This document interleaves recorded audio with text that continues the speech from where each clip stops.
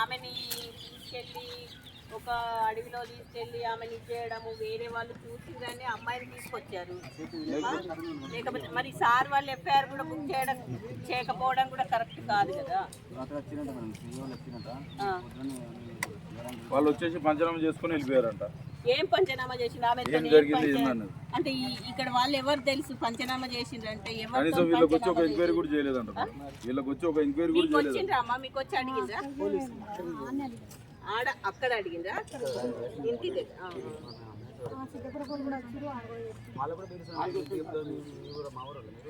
అట్లా ఎట్లుంటది మీ ఊరా మా ఊరా అంటే ఒక ఆడపిల్ల కాబట్టి ఇది బరాబర్ చెప్తారు. మీకేం సంబంధం, ఇది మీ ఊరు అమ్మాయి కాదు కదా అని చెప్పేసి మైనారిటీ వాళ్ళు అంటున్నారు.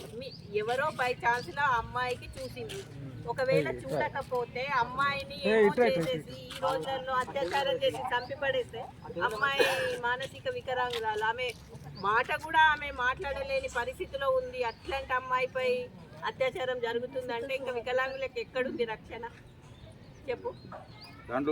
మళ్ళీ సిఏ గారిది కూడా చాలా నెగ్లెక్ట్ ఉంది. పంచనామా చేసినావు వచ్చు, నువ్వు పంచనామా ఏమని చేసినావు?